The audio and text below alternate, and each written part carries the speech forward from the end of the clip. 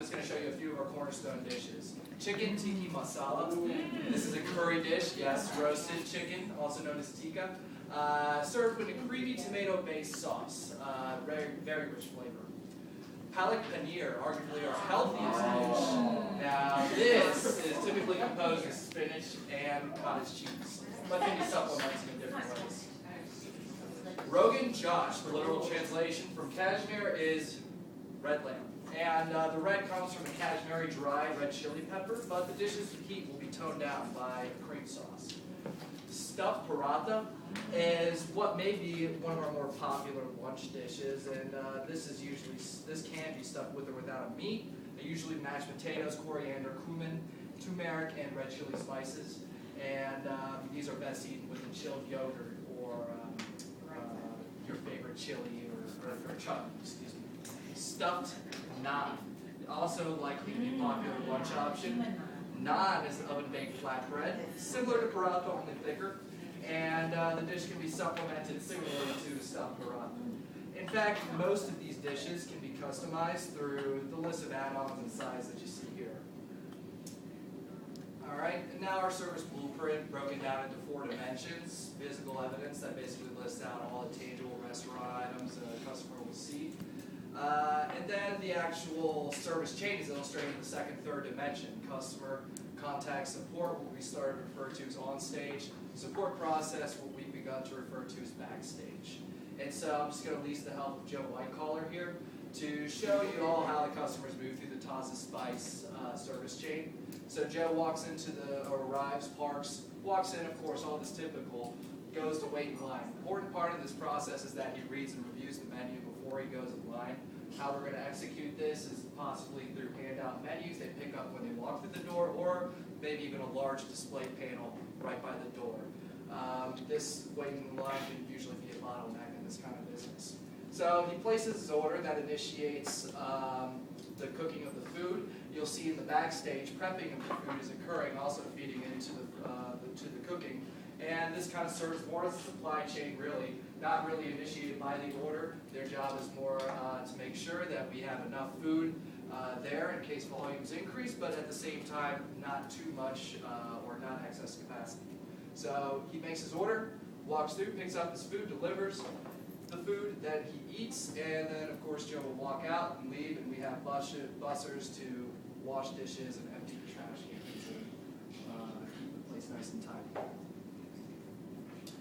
So in this distribution here, you can see that more people between the ages of 25 to 54 have eaten casual dining in the past 30 days.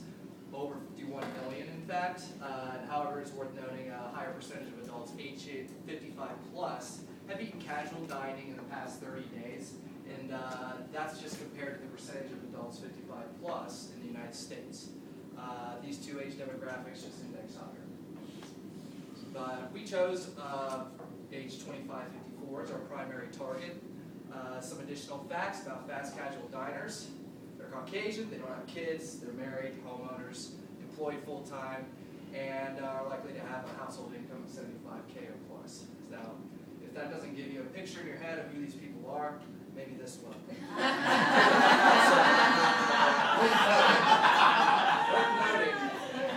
This is our secondary target.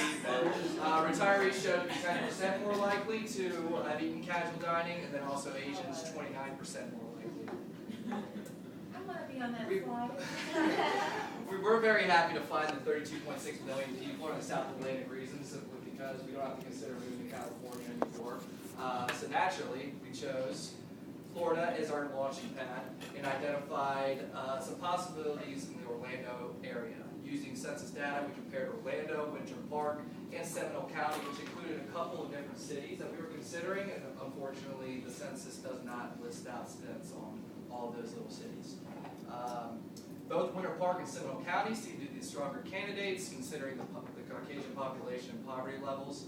However, the initial operations will only launch one store. So that being said, Seminole County seems strongest due to their Asian population, home ownership, median household income, food service sales, and the total number of firms.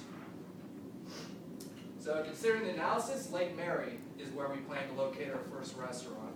And to give you a better picture, location 951 Market Promenade Avenue is where we're strongly considering.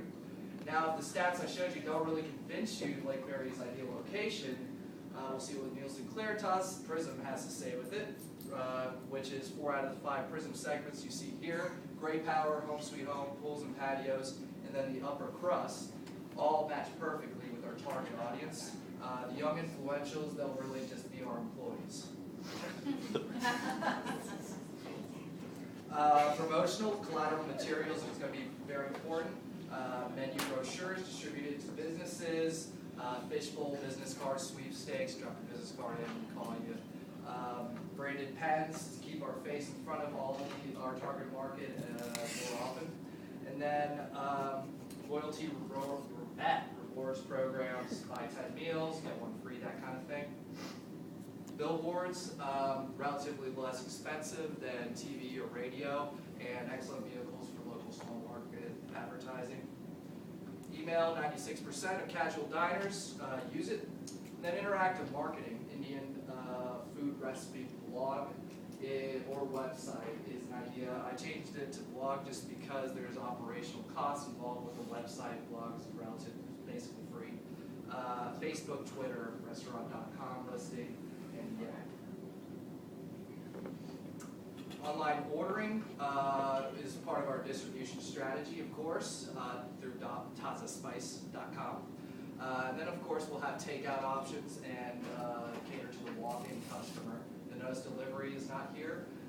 That's just simply to keep the strain of our initial staff down in this uncertain time of launch.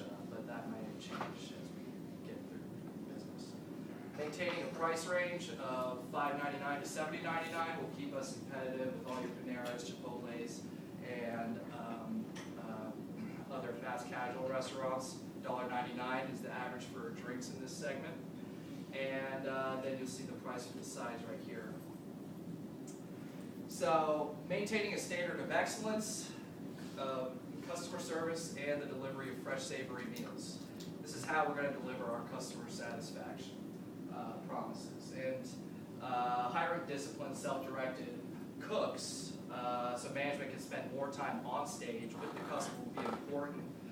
The job market is not that great right now, so we can probably be pretty picky with the cooks that we hire, and we plan to actually bring on an Indian chef, owner, operator, possibly as a part of the founding team.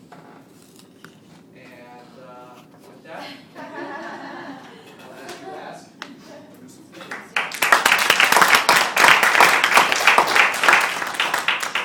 While you're waiting for questions, let's go back to your flow chart slide.